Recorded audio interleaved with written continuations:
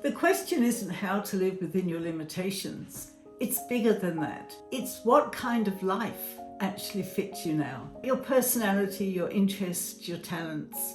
To explore that, it helps to look back. You were born into a world of unlimited possibilities, but by 18, you had discarded most of them. Some were obvious. You didn't have the talent to be an opera singer or an international football player, but you also turned away from many possibilities, not because they were bad options, but because you didn't really see them or something else grabbed your attention.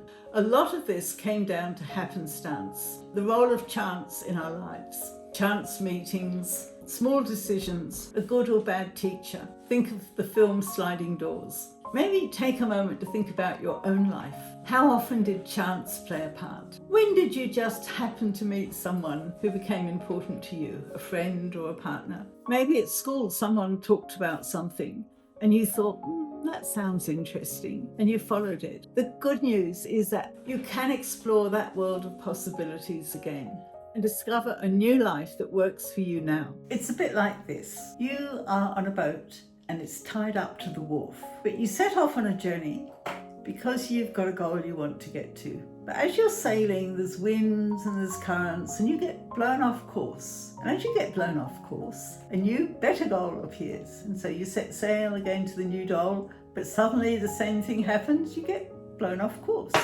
And as you're blown off course, a new, better goal appears and you move towards that. The key is you have to set sail. You have to leave the safety of the wharf and see what happens. It's basically mimicking what you did as a child. So practically, how do you do this? It starts with setting sail, making small changes to what you normally do. By noticing things that are slightly different or interesting, explore them and where they lead with curiosity without judging or focusing on outcomes. Saying yes to opportunities. You might follow up something a friend said. Try out very different books, videos, podcasts. Read other people's stories and see how their lives unfolded. Use social media to explore new groups. Reach out to people you would like to know or organisations that interest you. Join online craft, advocacy or creative groups. This is across your life, your work, your hobbies, your relationships, and so on. And as you start to do this, something amazing starts to happen. You begin to get ideas about your life. Some will be flops and lead you into dead ends, but others will start to open up new, doable opportunities. One thing leads to another. Why do you get ideas?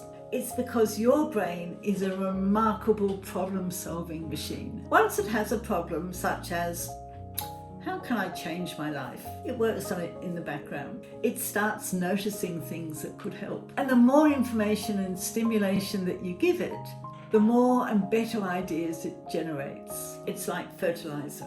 You've probably already experienced this. You've struggled with a problem and then later, seemingly out of the blue, an idea appears. Your brain has been working on it all along. There are some things that help this process. Enjoy the exploration and the journey. Just doing something different can help you feel more optimistic. Accept that it's not a straight line leading to a solution. Think of the fashion choices we made before we found one that actually worked for us. And yes, have fun. So despite what Silicon Valley trumpets, being creative and having ideas doesn't come down to grind alone. Play matters. Francis Crick, one of the scientists who discovered the improbable double helix structure of DNA that has led to so many medical advances and also given us a way to catch crooks, didn't live a life confined to the lab. He was curious and playful, out there playing tennis, taking part in pub discussions, engaging with ideas beyond his field.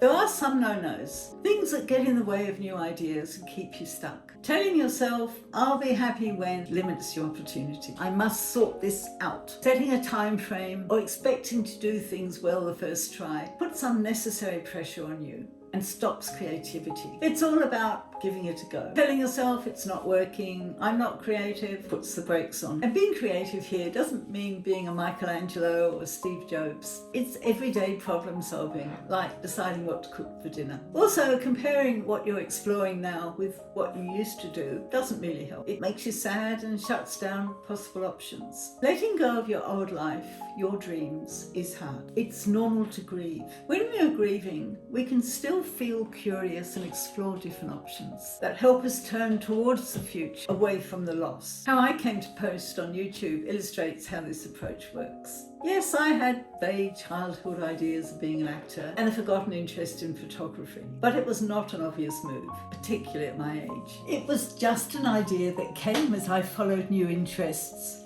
and for the first time really watching YouTube and YouTubers.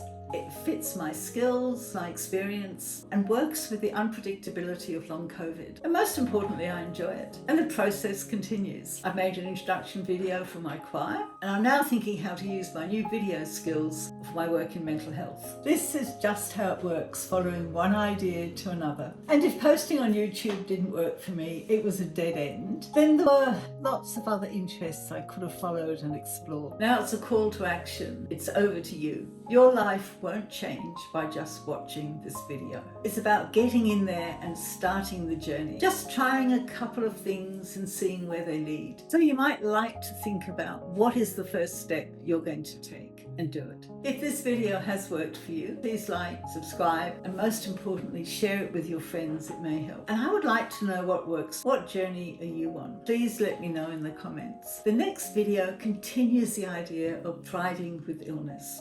Now I'm off to